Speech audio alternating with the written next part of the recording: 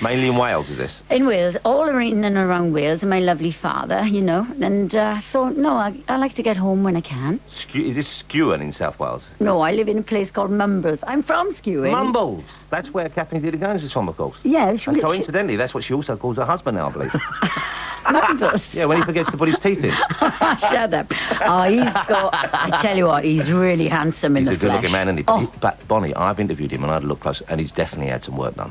Well, I wouldn't know. I don't ask questions. His cheeks were so tight. I had a horrible feeling that if he smiled, it might all pop loose and fall down to his knees. They were, tell you, they were straining against the stitches. Oh, come on, come on. But didn't Catherine, wasn't this in the papers? I don't know how well you know. They said that she had some surgery. That's nonsense. Catherine wouldn't even need anything like that. Yeah, because she's a beautiful woman. She's absolutely gorgeous. And, you know, like, even without makeup, she is stunning, you know. But, I mean, I wouldn't go outside the door without makeup. In fact, if somebody knocked my door, and even if it was the Queen, and she'd broken down outside or whatever, I wouldn't answer the door until I got my eyelashes on. Bonnie, chime in that story is. Can I just point out, I very much doubt the Queen will ever be driving through Mumbles.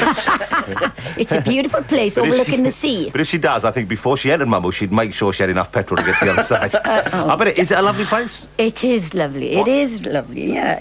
Anytime you're in Wales, you can come in, you know, you can stay with us, you know. Well, you know what, I'd like to do that. Well, you can. Would you put me up for the weekend? Yeah, I would put you up for a week. And what would you tell your husband? How would you get him away? Pardon? With your wife. By the way, your wife is beautiful. She is gorgeous. Thank you very much for saying that. And your husband, by the way. Yeah. I find him very attractive as well. Where is he? He's not come in. You would say that, wouldn't you? Isn't he a judo expert? Yes, he went to the Olympic Games in 1972, a long time ago. Oh, we could take him now then. Yeah. No chance. Now the two of us could take him. Now he's an absolute squash fanatic. Is he? He plays squash all the time. But yeah, he's a third dan black belt in judo. That's quite impressive. Yeah, so I always get my royalties on time. And does he? Have you ever seen him? Has he ever sort of shown off to you? Does he smash boards at home when he wants to get you in the mood? Does he do anything like that? I used to go when I was dating him. You know, I used to go down the local judo club, and he used to like. Before he used to go on the mat, he'd tell everybody that he was going to kill them before he went on the mat, so they were gone before they'd even gone on the mat. He'd psych them out. That's right. Yeah. And how does that translate to at home? What does he do to you? Oh, he's so gentle. No, I don't mean that. I'm not trying to suggest he's knocking you around, Polly. No chance. Give me credit, maybe some restraint. What? I wonder whether, does he psych you out? Does he, like, if he wants you to do the washing up in the morning, does he go say, that kitchen better be clean when I get down, buddy? He's more likely to do it himself. That's good, you see. Well, that sounds like an equal relationship. He's an early bird, and I'm a very late one. I get up around about 11:30, but Robert's always up about 9, so I always have tea in bed. That's nice. And when I go down, the dishes are always done. That's great. And what do you do for him in return? Oh, plenty of things. We'll play a record then. See, she was almost going to wink and point then. Yeah.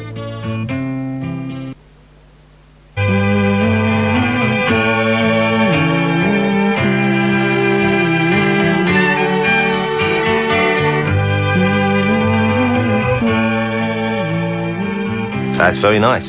That's very lovely. We've got Bonnie Tyler here with us on the show. You listen to Radio 288 to 91 FM. I've got an email here for you, because one of your singles, which is on, we're going to get to this in a minute, you've got the greatest hits out, I think, next week, is it? 2nd of July. 2nd of July, so I think that's next week or the week after. Right. And I've got it here. We'll talk about that more in a minute. Lovely picture on the cover, by the way. Do you know that was the last shot of the day? The record company wanted a picture of me lying on the floor with my hair all over the place.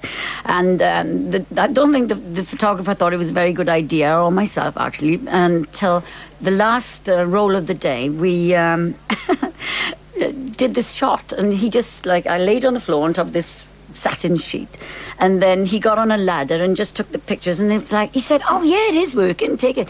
Ends up on the front cover, isn't that just the way? It's very nice, but you know why? Because it looks like you've been rolling around with the old third Dan black belt there. It gives you that bedroom look. Oh, does it? Well, look at that. Come on, you're lying down there, you're all earing away, eyes off and away. Well, maybe he was lying next to me. It looks like you've just been having a lovely special morning session. Oh, yeah. That's why they like those. That's why they put those covers on things. So people look at them and think, hello. Yeah.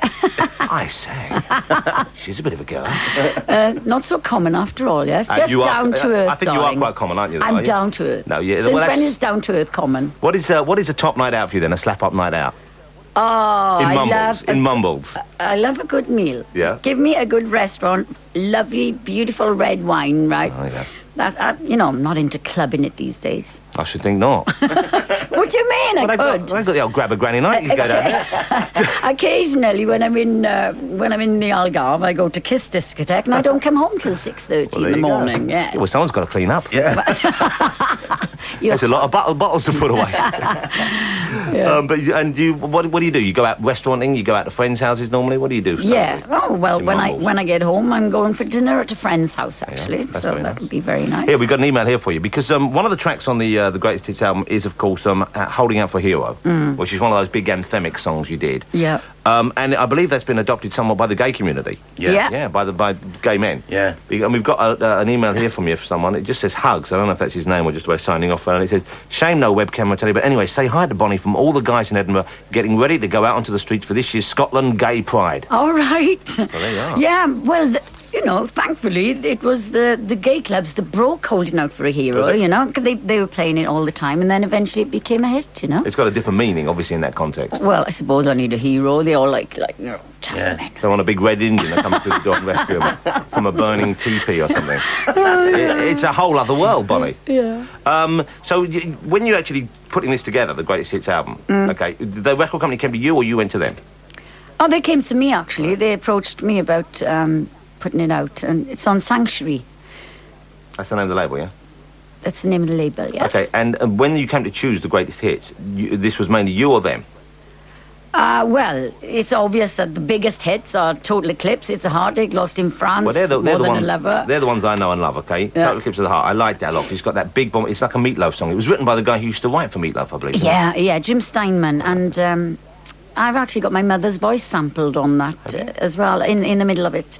There's an opera voice on there, and then my mother's in the middle singing opera as well. I took a tape of my mother over to New York, and I played it to Jim. I just taped my mother singing by the piano with Christopher, my nephew, and without any microphone or anything, just the piano and my mother singing. She had a beautiful voice, and so I taped her, and then I used to take it everywhere with me, And so I played it to Jim, and he said, wow, Bonnie, this is something else. He said, I'll sample it, and I'll put it on Making Love Out of Nothing at All. Wow. And Yeah. it's, when you listen to the song now, presumably, when that bit comes up, you must always think of it. It's hard to listen to it, because my mother just recently passed away, bless her.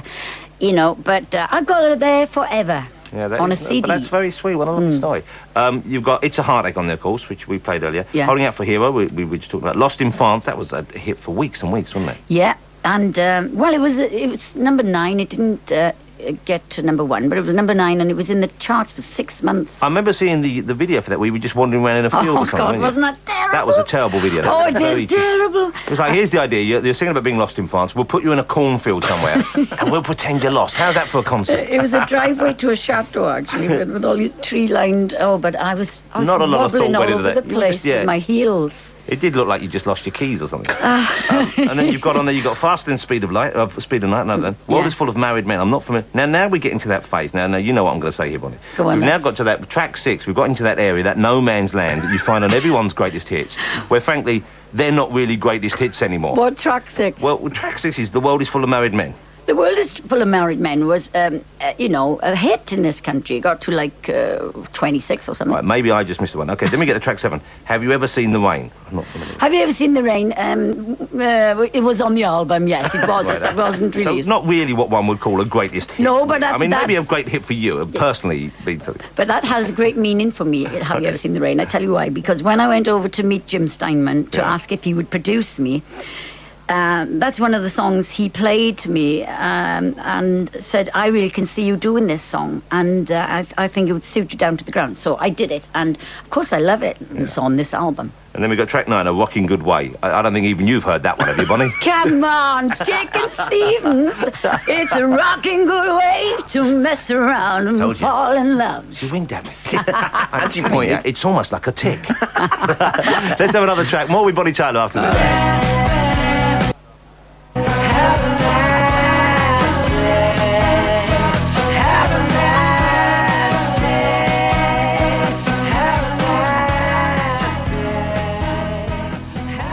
That's the Stereophonics there. Have a nice day. They're fellow Welshmen, aren't they? Yes, from Cardiff, I think. I was at an Amnesty International gig a couple of weeks ago, and Tom Jones was, and he's still marvellous, Tom, for his... It's great live, isn't it? I worked with Tom Jones for 3 nights in the Greek Theatre in Los Angeles. And how was it? Was it good? Wonderful. Oh, I'm going back years now. He's the master showman, of course. He is. He is, but and now is he 82 now, 83? And yet he's still doing it. He's still got the hips going. Oh, God, yeah. He's great. I've seen some very bad, over the years, I've seen some very bad Tom Jones impersonators. I saw a very bad one at the, it was the Holiday Inn in North Miami Beach. Right. And this guy came out and he was trying to do Tom Jones, and he was an American guy, and he wasn't very good anyway. It was a rather shabby hotel. To get to the room he was performing, you had to go past the kind of open-air laundrette area. And his wife was handing out small Coca-Cola cans filled with beans and taped up that you were meant to shake along with the act. Pardon? Oh, yeah, exactly. Yeah, they were like little cans of drink, but they put beans in, you had to shake them to join in. What's that to do with Tom Jones? Well, anyway, so then he came on as Tom Jones, and he's meant to be Tom Jones. It took us 20 minutes to work out what he was doing. And he came in and he went, ladies, any lovely ladies in tonight? Ladies. And he'd put himself into a pair of trousers so tight that the effect was as if he had 3 buttocks. He was so squeezed. It was the most disturbing sight. And even now, I can't look at Tom without thinking of this poor impersonator. But there must be some Bonnie impersonators out there. Oh, there have been. Did you see that... Did they do you on Stars in the Eyes? Yeah, somebody did me on Stars in the Eyes, and I didn't think it was very good, actually, because my hair is straight. My hair was straight, is straight now, but it came on with this really curly hair like I used to have, which I hated. I don't know why I ever had it. Looking back at photographs well, that's always a bad I cringe. But were you styled? Because back then, pop was nowhere near as kind of manufactured. It was all my own fault. So you have to take all the credit. Hey, let's talk. You hinted when I was joking about you having surgery earlier, and you do look fantastic. Well, thank you. But you don't look like you've had that kind of horrible pullback face job. But you were saying you've had Botox. Botox, I think it's fantastic. Every girl should have it. It's an injection. It only costs £250, and you have it every 5 or 6 months. And what it is, they put it in your forehead, and you can actually go down to the eyes. But I'm quite lucky there. My father's got beautiful skin, and thankfully I follow him. And so you can go as low as there, but you can't go lower than the crow's feet. What is the actual effect? What does it do? Paralyses the muscles so that you can't frown. See, that doesn't sound to me like a good idea. Well, in minute doses, it's perfectly harmless. Right, and this is... But am I correct in thinking it's botulism they're injecting? Yeah, that's right. Saddam Hussein used it in the war to try and... but in large doses. They should use that in the advertising campaign. If it's good enough for Mad Saddam, it's good enough for you, Mrs.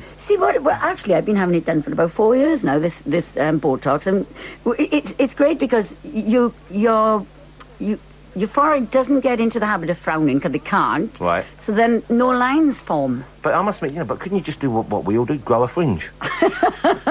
No, because it can't be, is it painless or does it hurt? Oh, it hurts. Well, it's not supposed to, but I'm a baby, But he has these... Harley Street. It has these like rubber balls, like, and you squeeze them. Is he a clown doctor?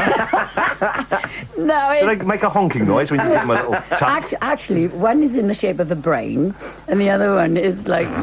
It's not the body. I don't think he's a real doctor. When you wake up, do you find that your clothing's been loosened? Well, it's either that I squeeze them to take the pain away, or I'm grabbing onto the nurse's hand, and I wear these built-up nails as well, and they dig right into her, so they've given me those squeezy balls now instead. That's what I like about this show. We always end on a classy note. Bonnie Tyler's squeezy balls. I tell you, I bet that's going down very well with the Gay Pride March in Scotland right now. And speaking of which, we're going to end with... we won't play the whole thing, we haven't got time, but this is, of course, it's for everyone doing the Gay Pride March in Scotland and fans of Bonnie Tyler everywhere. The Greatest Hits album is out on July the 2nd. Yeah. Go and get yourself a copy. Bonnie, it's been lovely to see you again. It's been lovely Thanks for coming in. This is, of course, Holding Out for Heroes.